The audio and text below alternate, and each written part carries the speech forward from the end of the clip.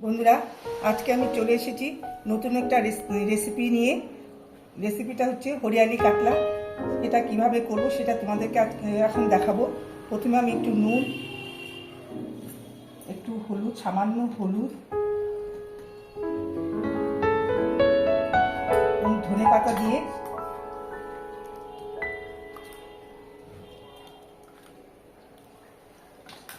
মাছটাকে ভালো করে মেখে রেখে দেব। আমি মাছটাকে ধনে পাতা দিয়ে ভালো করে মেখে রেখেছি। ধনে পাতার সাথে আমি 3-4টে কাঁচা লঙ্কা নিয়ে নিয়েছিলাম, একসাথে পেস্ট করে সেটা মেখে ভালো করে রেখে দিলাম। কিছুক্ষণ থাক, তারপরে আমি মাছগুলোকে আস্তে আস্তে একটু ভেজে নেব। এখন আমি মাছগুলোকে আস্তে আস্তে ভেজে নেব।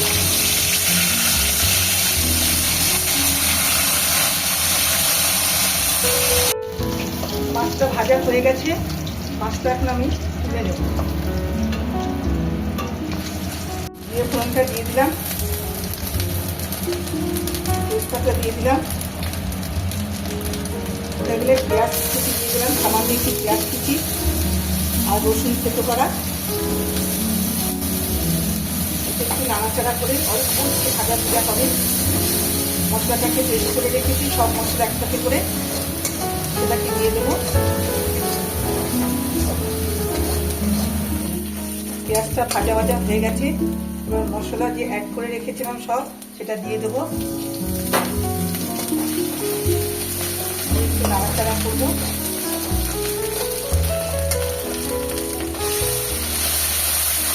টমেটোটা পেস্ট করেছিলাম সেটা দিয়ে দিলাম।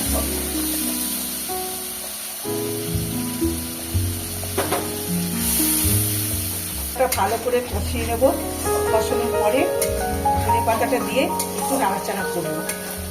কষানো হয়ে গেছে, এবার ধনে পাতার পেস্টটা দিয়ে দিলাম। এবার ভালো করে নাড়াচাড়া করবো। এখন একটু নুন দিয়ে দেবো। নুন দিয়ে একটু নাড়াচাড়া করে, নুনটা আমি আগেই দিয়েছিলাম মশলা পেস্টের সাথে, ধনে পাতা পেস্ট করেছি যখন তখন, সেই জন্য নুনটা আমি এখন আগে দিইনি, এই এখন একটু দিয়ে নিলাম। দেখলাম নুনটা একটু লাগবে। এখন হয়ে গেছে মশলা কষানোটা। এখন আমি পরিমাণ মতো জল দিয়ে দেবো।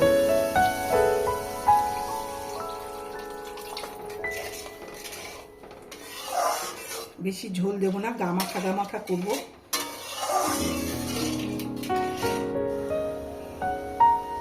আমি আলু আর পটলটা ভেজে রেখেছিলাম খুব ভালো করে, যার জন্য আমি আগে দিইনি।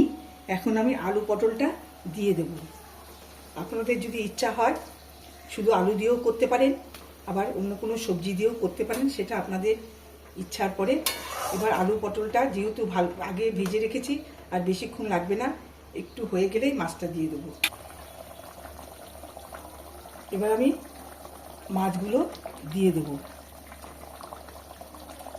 দেখতেই পাচ্ছেন ঝোলটা ভালো করে ফুটে উঠেছে, সবজিটাও হয়ে গেছে।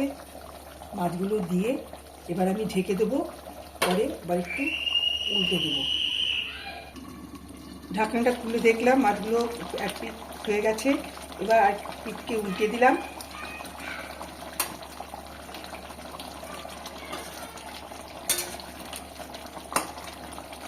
মাখা মাখা করবো। দুটো কাঁচা লঙ্কা চিড়ে রেখেছিলাম, এখন একটু দিয়ে দেবো। ঝালটা যাতে বেশি না মিশে যায়, আলগা থাকবে। এখন আবার ঢেকে দিলাম। আগে ঢাকে দিলে বন্ধুরা হয়ে গেছে আমার কাতলা মাছ। এবার আমি নামিয়ে নেব।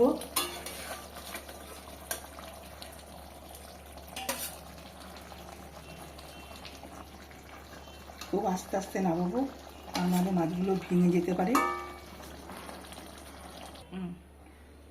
হয়ে গেছে, এবার আমি একটু পাত্রে ঢেলে নিলাম।